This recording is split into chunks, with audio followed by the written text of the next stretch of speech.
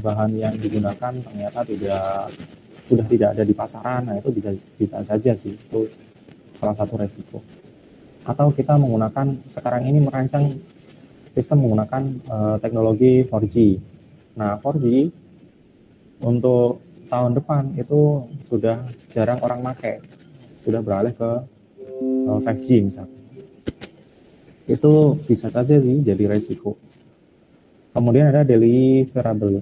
Deliverable ini bagian ini menjelaskan dokumen-dokumen yang akan diberikan meliputi SDP, SRS, SAD, dan tax plan. Dan user documentation. Nah, minimal nanti ada ini ya. Ini nanti ditulis sesuai template juga nggak masalah sih. Serta hasil dari perencanaan. Nah, nanti ada contohnya.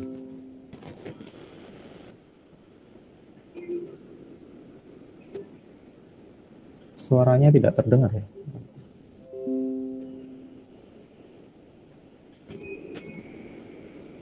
Sudah terdengar kan?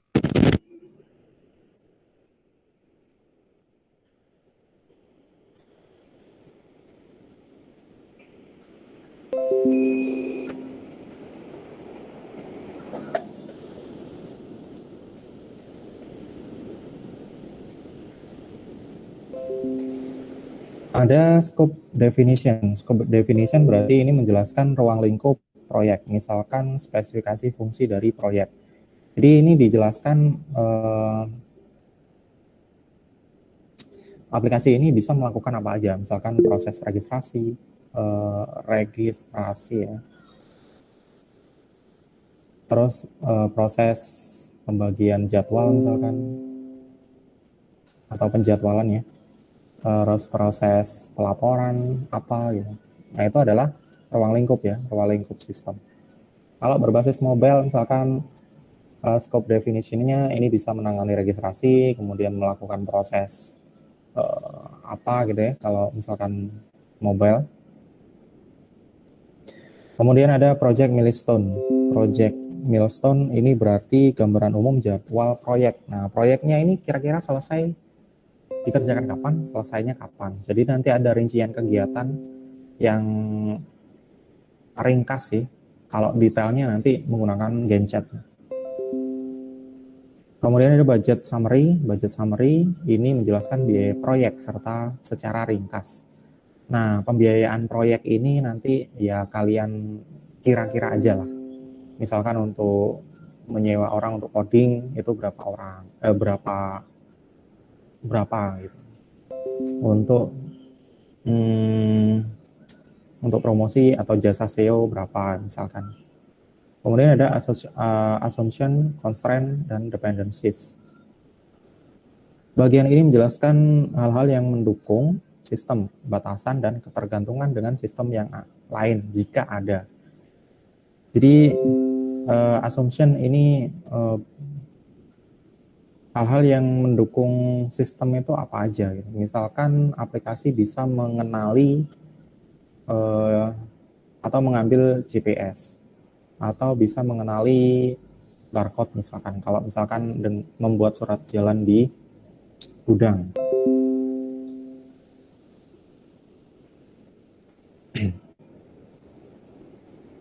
Terus batasannya apa aja? Batasannya misalkan aplikasinya tidak bisa terkoneksi dengan internet karena berbasis desktop misalkan. Itu batasan-batasannya. Atau aplikasinya tidak bisa melakukan scan wajah kalau misalkan ini berbasis berbasis desktop atau website. Kalau website kan itu sulit kita mengambil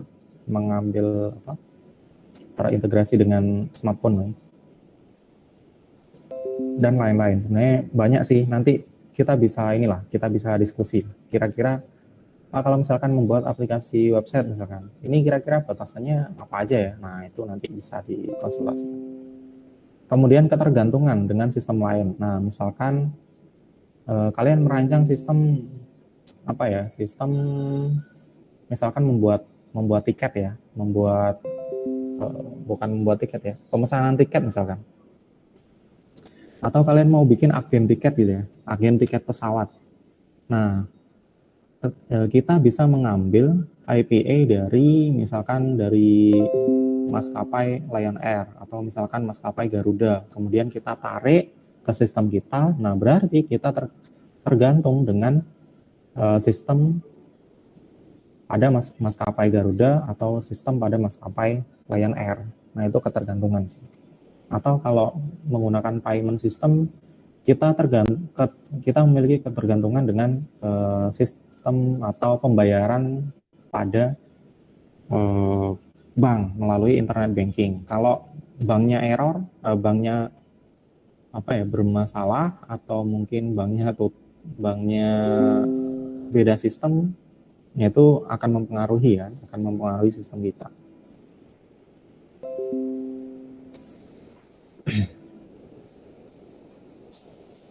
Oke, ini saya lanjutkan dulu ya. Itu yang pertanyaan Mas Arief, nanti saya jawab belakangan.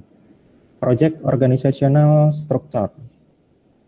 Bagian ini berisikan daftar anggota, tim, kelompok beserta fungsi dan tugas-tugasnya. Nah, ini nanti yang seperti tadi ya, ada yang mungkin ditempatkan sebagai project manager, ada yang sebagai system analyst, ada yang sebagai programmer, mungkin ada yang sebagai test planner, dan lain sebagainya. Project Authorization. Bagian ini menjelaskan atau berisikan persetujuan otorisasi project yang disahkan oleh project manager dan project sponsor. Nah, ini yang saya katakan ya. Jadi kita membuat project capture ini tujuannya untuk bekerja sama dengan vendor lain atau perusahaan lain atau orang lain lah. Bisa sebagai sponsor atau bisa sebagai project partner. Nah, ini tujuannya project capture. Oke, ini sudah selesai ya. Nanti saya coba tunjukkan contoh project capture-nya. Dan kita bahas nanti di contoh itu, bagian contoh. Oke, tadi ada yang tanya apa bedanya user documentation dan test planner. User documentation itu kalau kalian pernah tahu, kalau di aplikasi biasanya muncul helpdesk atau muncul user guide ya, cara penggunaan aplikasinya, atau mungkin FAQ. Nah, itu termasuk user documentation. Jadi dokumentasi program yang dikhususkan untuk user. Jadi manual penggunaan programnya, kemudian mungkin ada disclaimer tertentu di aplikasinya. Nah, itu termasuk juga user documentation. Nah, sedangkan test plan ini orang yang atau dokumen yang dipakai untuk melakukan tes. Misalkan gini, kita sudah buat aplikasi atau kita buat mock-up lah, kita buat desainnya, kemudian kita tunjukkan ke user atau ke pengguna.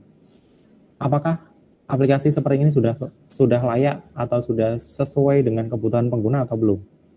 Nah, nanti akan dinilai sama penggunanya. Oh, ternyata belum. Yang ini warnanya ternyata jangan putih, tapi dibuat hitam aja.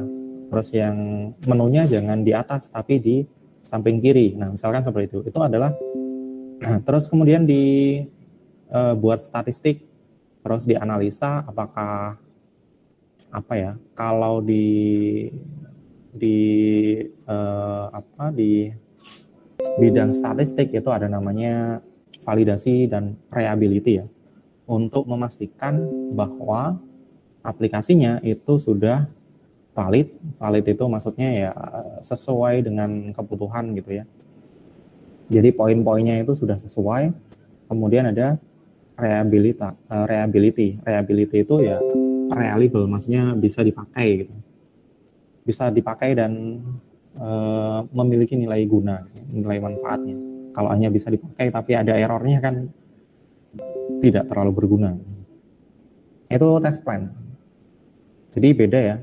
Test plan berarti ini untuk menguji sistemnya, kemudian kita analisa, atau menguji aplikasi, terus kita analisa. Tapi kalau user documentation berarti arahnya ke dokumentasi yang dikhususkan untuk user pengguna. Misalkan user guide, kemudian ada FAQ, kemudian ada apa lagi? Ada help, fitur help ya. di aplikasi biasanya ada. Atau mungkin ada disclaimer gitu. Nah, itu termasuk dengan user documentation. Oke, coba saya tunjukkan contoh.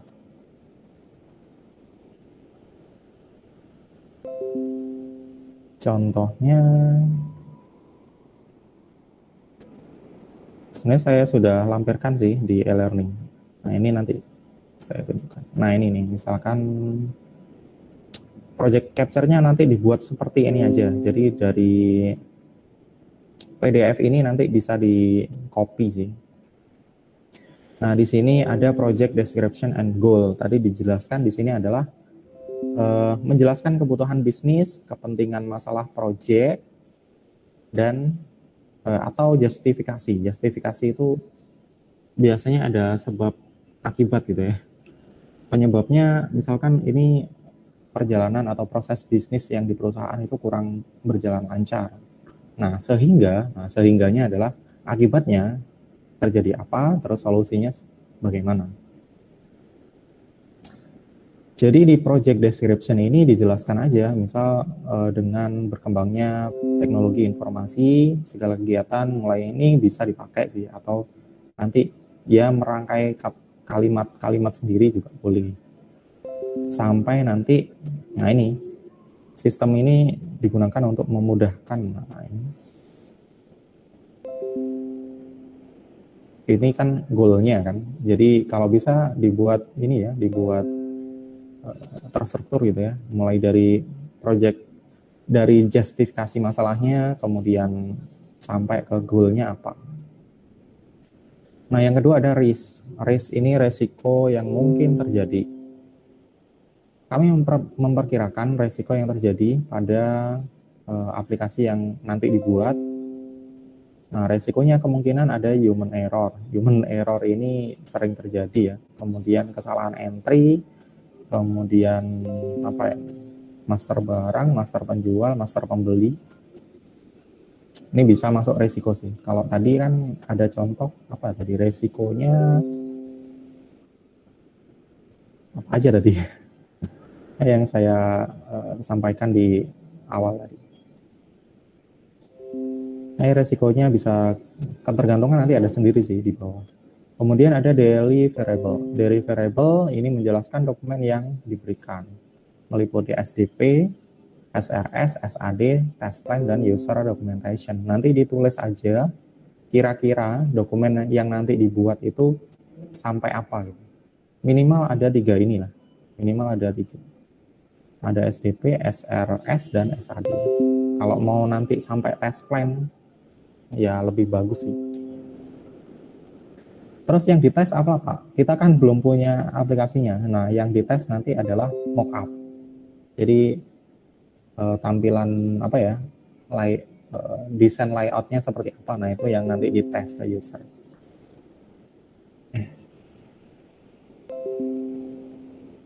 Oke, nah ini dijelaskan ya, SRS itu apa, S-plan itu apa. Nah, ini bisa nyontoh dari sini sih, tinggal nanti diganti aja kata-katanya ya. Nah, seperti ini.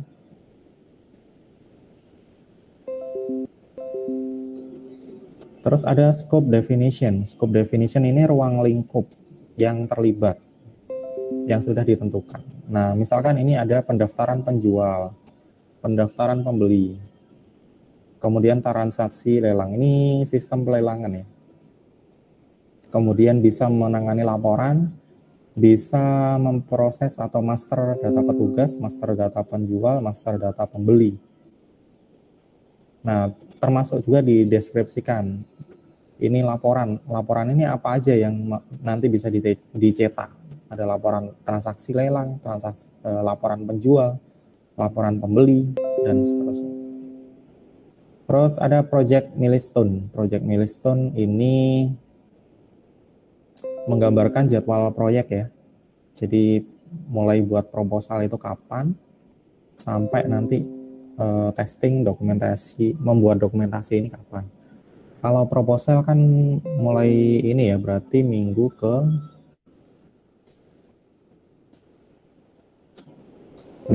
pertama ya, bulan Oktober Jadi nanti ini dibuat Oktober aja. Kita punya waktu sampai kapan ya? Oktober, November, Desember. Kalau nggak salah 3 bulan ya. Jadi yang ini mungkin bisa jadi nanti sampai Desember itu harusnya sudah selesai sih. Karena sudah UTS kan. Jadi Desember ini. Mulai dari proposalnya ini dikerjakan mulai kapan? Kalau mungkin butuh waktu 2 minggu ya, minggu kedua sampai ketiga. Terus surveinya kapan? Nah, survei ini kalian bisa menganalisa dari apa ya, dari kondisi yang terlihat, kondisi yang ada, atau kalau kalian mau melakukan survei langsung ke perusahaan atau instansi boleh. Tadi kan saya tawarkan kalau memang butuh surat pengantar dari kampus, silakan nanti konfirmasi aja ke saya. Jadi saya minta surat nanti ke TU fakultas. Kemudian desain sistemnya kira-kira butuh berapa minggu, kemudian desain layoutnya berapa minggu. Development program ini karena tidak dikerjakan ya. Untuk dokumen ini ya, untuk mata kuliah ini nanti ini tidak dikerjakan. Harusnya sih mungkin dikira-kira aja lah untuk membuat master tabel itu berapa lama, untuk membuat modul untuk transaksi berapa lama, membuat modul laporan itu berapa lama, kemudian testingnya nanti biasanya di akhir-akhir bulan Desember ya, terus dokumentasi. Budget summary, nah ini biaya yang diperlukan untuk melakukan apa ya, terkaan awal sih, kira-kira nanti diperlukan biaya berapa. Kita kalau misalkan ke sponsor atau ke mana tadi, vendor lain ya, atau partner project, nah itu kita kan jelaskan juga kira-kira untuk membuat aplikasi ini kira-kira butuh biaya berapa. Nah ini bisa dicantumkan di sini. Ini bisa sama seperti ini atau bisa lebih ya. Misalkan untuk meng-hire orang untuk membuat softwarenya itu sekian atau lebih dari 35 juta misalkan. Nah, totalnya berapa? Terus kemudian ada assumption, constraint, dan dependencies. Assumption berarti ini hal-hal apa yang mendukung sistem, terus batasannya, dan ketergantungannya.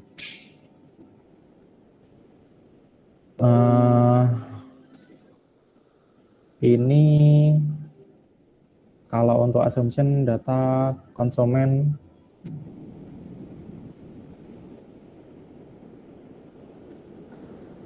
nah ini petugas mempunyai wewenang untuk menggunakan atau menentukan barang mana yang dilelang. Nah ini termasuk di batasan sih ya.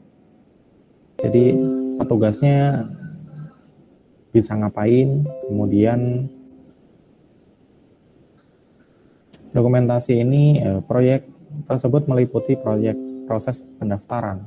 Selama proses selesai, nantinya sistem akan memberikan informasi kepada petugas berupa laporan, transaksi. Dokumen ini tidak membahas masalah pembayaran dan lainnya. Ini kurang mengarah ke ini ya. Jadi ketergantungan dengan sistem lain itu di sini belum dijelaskan ya. Kalau tadi kan kita tergantung dengan misalkan kalau kita bikin ada payment sistemnya, berarti kita tergantung dengan payment system yang ada di bank. Nah itu salah satu ketergantungannya. Kalau nggak punya ketergantungan dengan sistem lain, ya nggak usah ditulis. Gitu. Berarti kan sistem kita itu berdiri sendiri gitu ya, tanpa ada ketergantungan dengan sistem lain.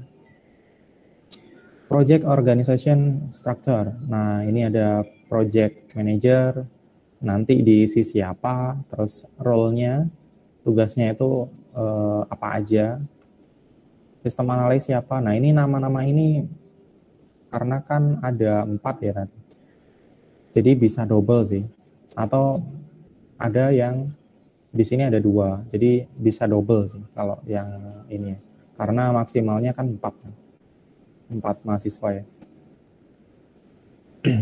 Bisa sama seperti ini poin-poinnya atau mungkin lebih ya.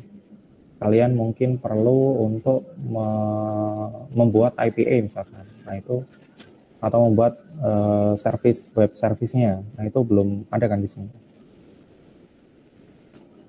Nah, project authorization, nah ini nanti project manajernya siapa, terus tanggalnya berapa. Nah, yang di bawah ini nanti bisa nama dosen ya, atau nama saya dimasukkan. Oke, itu gambaran tentang project capture.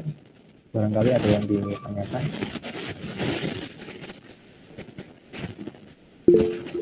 Pak mau tanya, ini ya, nanti berarti project capture-nya itu bentuknya ada tabel-tabelnya gini, Pak? Iya. Atau mau dibuat yang sederhana juga boleh. Nggak harus kotak-kotak gitu. Ini kan gambar. Jadi buat yang sederhana. Tapi kalau untuk yang dokumentasi ini, ini kalau bisa seperti ini ya, ada apa ya,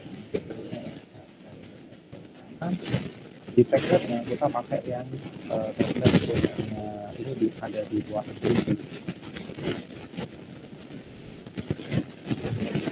Kita pakai ini yang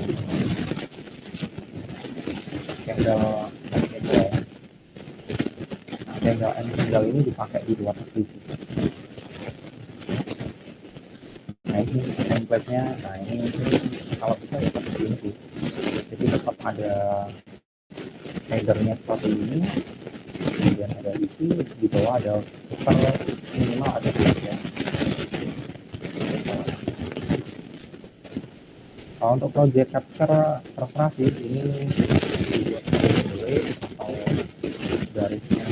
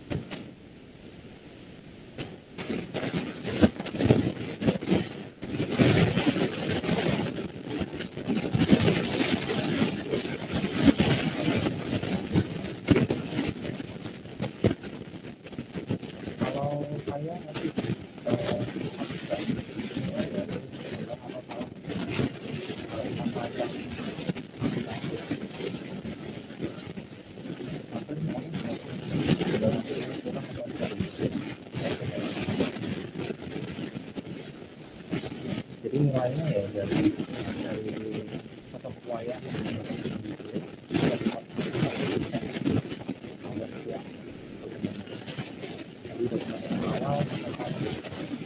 menulis kopinya, jadi kita melakukan verifikasi, terus kemudian membuat melakukan proses transaksi lelang, terus membuat laporan di belakang, melakukan proses baru yang di depan dari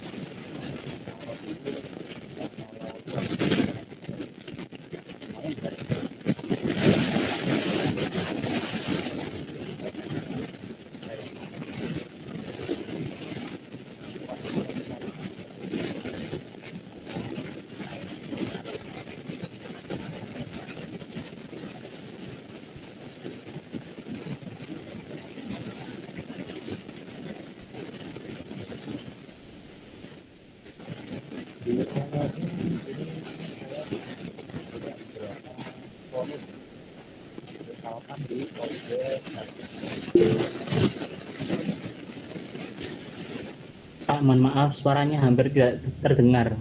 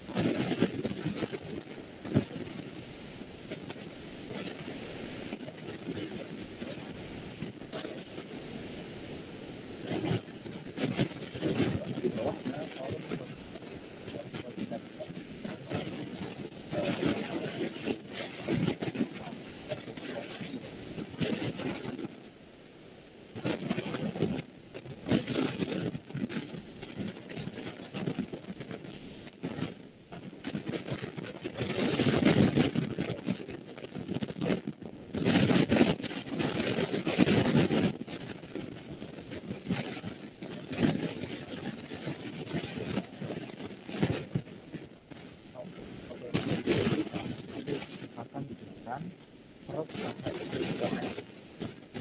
ya kalau bisa dipikirkan matang-matang mau buat apa kalian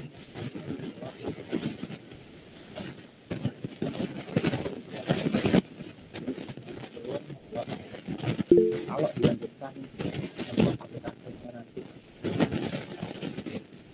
Halo. Halo.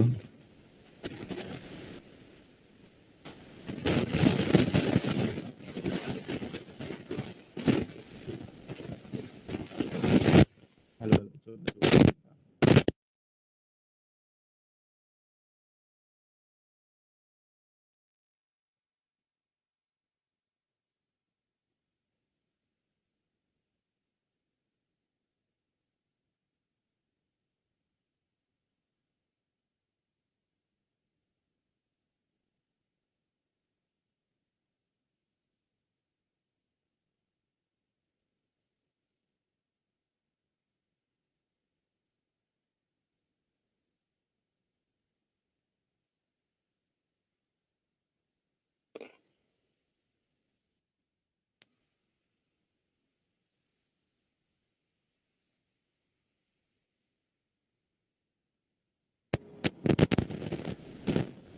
Halo, Mas. Bisa terdengar kah? Bisa, Pak. Udah ya. Saya ganti baterai. Oke, saya ulang. Di e-learning ini ada topik project capture. Di sini ada materi, kemudian ada forum diskusi. Forum diskusi ini mirip sih seperti kalau dulu ada namanya Kaskus, Facebook, atau mungkin yang sekarang yang dipakai oleh anak-anak game itu ada apa itu? Ada Discord ya. Ini mirip sih seperti itu. Kalau misalkan dibuka, dibuka isinya ini. Jadi, nah nanti bisa mengajukan add new discussion topic. Nah, add new discussion topic ini nanti subjeknya bisa diisi dengan nama sistem yang mau dibuat tentang apa. Gitu. Oh iya, bagaimana kalau misalkan sistem yang dibuat ini sama Pak dengan kelompok lain? Nah ini kalau bisa berbeda sih dari kelompok satu dengan kelompok lain. Nah siapa yang duluan nanti post di sini, nah itu yang pakai. Kan ada tanggalnya ya, ada tanggal, ada jamnya sih. Jadi yang berikutnya, kalau misalkan sama ya cari topik lain, cari judul lain. Ini di judulnya atau temanya ya, kemudian message-nya itu nanti bisa diisi dengan kurang lebih seperti ini. Nah ini, ada daftar kelompoknya siapa?